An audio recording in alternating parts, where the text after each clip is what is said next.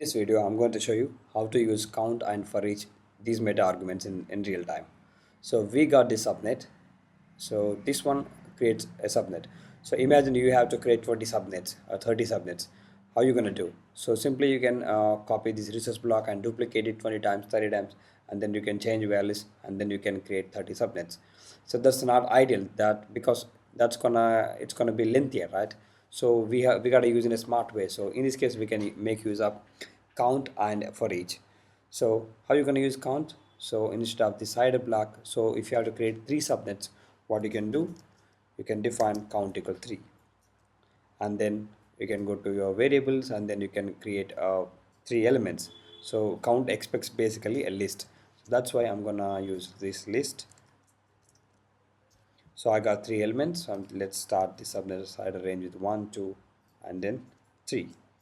And then basically the list position starts with index position starts with 0, and this one gonna be 1, and this one gonna be 2, the index positions. So if you come back to main.tf, we have again count 3, so that's gonna iterate 3 times. And then while iterating, we're gonna say var.subnet cider, that's a variable in brackets. You can put count.index. That means it's gonna look for element var dot subnet, and then element 0, then basically the count starts with the 0 position, then 0, then it's gonna grab this element, then 1, it's gonna grab this, and then 2, it's gonna grab this element.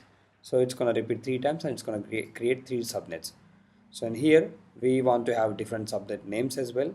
So what you can do, Terraform subnet, and then we can use interpolation expression. So instead of this one, what I can do, dollar curly braces, and then I'm gonna do count.index.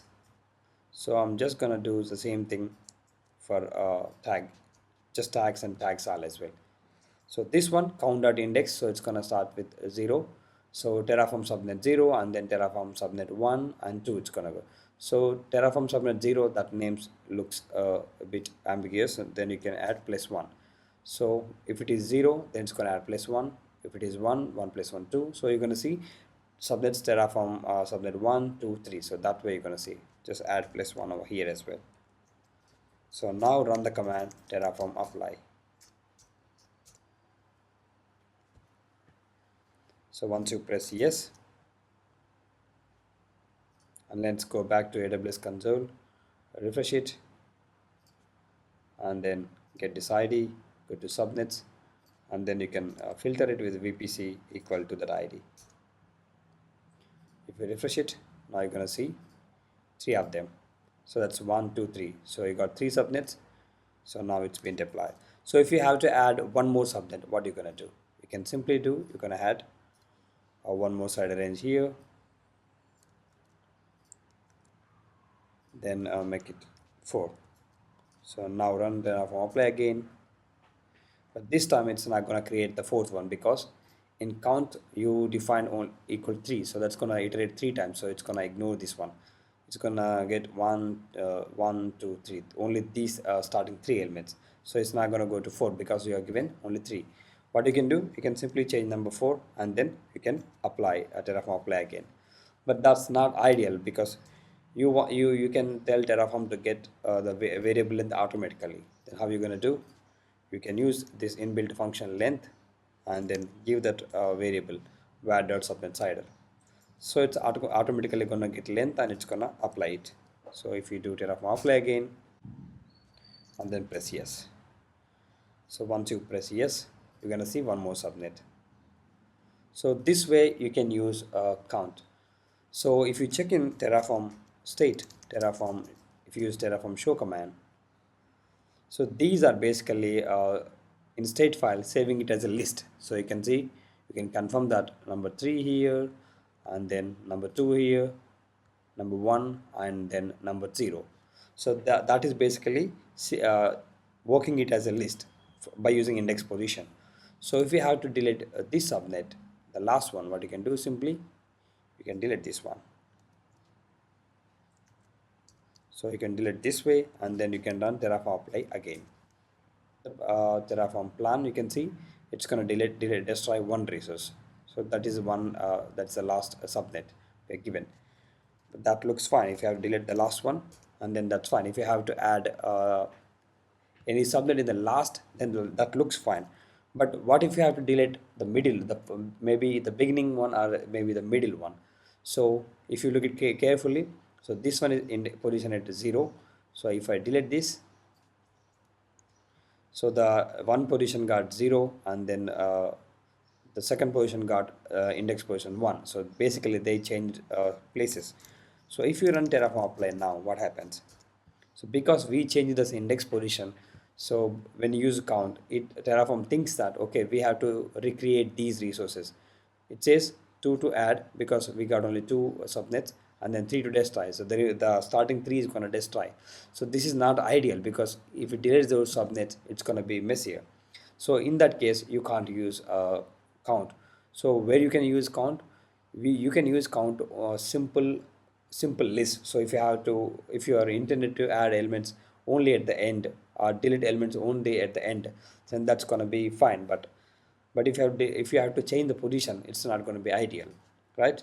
So in that case, so what you can do, we can make use of for each. So that's basically gonna save it as a maps. So basically it can key and value. So that's how the map works. So I'm just gonna destroy it just to show you. So let's destroy everything, press yes. So it's gonna delete everything. So I'm just gonna get rid of this index position.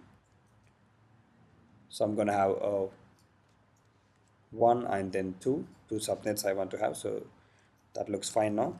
So now let's go to our configuration file. So let's get rid of this count because we're not going to use count now. So I'm just going to say Terraform subnet. That looks fine. All of them going to have same tags. That's fine. Then how are you going to use for each? So instead of count, so let's get rid of this one. VPC ID we're going to use the same. And then here what you can do, you can use for each. And then here you need to give that var dot that variable name subnet cider. That looks fun. Let's change this name as well. It doesn't matter, but just make it meaningful. Subnets. That looks meaningful now. So for each equal to var dot subnet cider. So it's gonna get all of these values, and then in the cider block, what how you gonna define? You can say each dot value. So if you run Terraform apply now, you're gonna get an error because this for each expects a map or a set. So you can see argument must be a map or set of strings. Then what you can do, you can use an inbuilt function to convert that as well. So for each equal you can use to set. So that list is automatically converted to set, and then run Terraform apply again. Then press yes. So it's going to add 3 elements. So now we're going to get new VPC ID as well because we just destroyed everything. So let's grab this VPC ID, go to subnets, and then filter it. If you refresh it, so you have 2 subnets. Of course, we didn't change the tags, so we're gonna come to this one. So now we got 3 subnets. So if you have to add one more subnet, what you can do simply,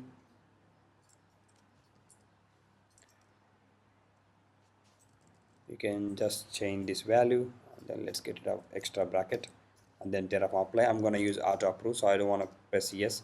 So you can use -auto -approve. So this is dangerous because if you're working in production, so if you gotta check the plan. Once you run Terraform apply, it's gonna give it a plan. So you need to go through it thoroughly, then you can press yes. But imagine you have to write some pipeline, so you need to automate this. Then you won't be there to and press yes. So in that case, you can use auto approve. But while running in locally, so I would recommend not to use it. But if you want to use it, just careful with that because it's gonna print a plan and it's gonna automatically gonna choose yes. You can see it here. So if I check in here, now I got one more subnet.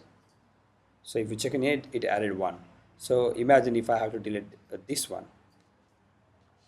Earlier, if you change it, it's destroyed and recreated.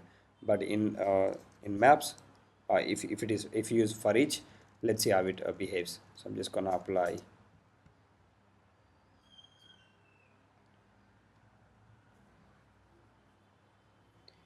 So it's gonna it's gonna destroy only one, even though we change the first element. It's not destroying everything and recreating. That's a benefit of this for each. So basically, if you check in here, everything is stored it as a map. So resource name, and then this is a key.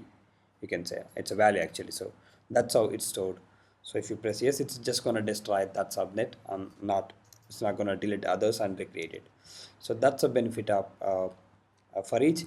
And then if we got in this case all same tags, but that's not ideal, right? Okay, let me log in. So if you check in here, we got all tags same. So that's not ideal. So in case what you can do, let's go to this main.tf. So instead of converting it to set, what I'm gonna do, just gonna get rid of this one, and then I'm gonna go to terraform.tf vars, and then here you can make it as a map. So if you want to make it a map, you can make use of these curly brackets. So I'm gonna put them in different lines. So it's expecting key. So I'm gonna say sub1 equal this one, and then let's say sub2 equal this one. This is a key and its value. This is key and its value. And then if you want to create sub3, you can do sub3 and then give it a value. So I'm gonna say 1 is 1, 2 is 2, and then 3. So we got these values. So how you gonna make use them in tags? So you can come back to tags. So that's name it as sub1, sub2. So how you gonna interpret? So use interpolation expression, and then here you can say each dot key. So in this case we are using value, each dot value. That's basically gonna get these values, but each key means this is a key, this is a key, and this is the value. So that's what I'm gonna do. So each key, just copy this one, paste it. Now let's rerun. Terraform apply again, and then it's gonna 3 to add and 2 to destroy. Which two were destroying? Basically subnets. Okay, earlier we didn't use keys, that's why it's destroying it. That looks fine. Now rerun.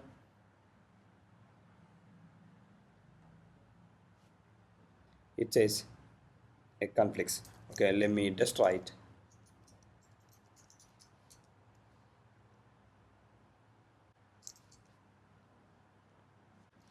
So now let's recreate. Terraform apply, press yes, and then come back. So we're gonna have a new VPC with new ID. Refresh it. Just grab the ID, go to subnets, and then VPC equal,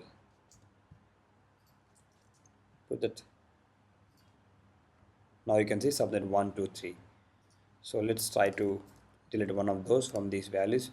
So for instance, if I want to get rid of this one, it shouldn't delete a subnet 1 and 3. It should delete only subnet 2. So it's just going to destroy only one. Subnet 2 it's going to destroy. So that's a benefit of for each. That's fine. If you check in here, you can see 1 and 3. So that's how you can use count and for each meta arguments. So that's all for this video. Thank you so much for watching.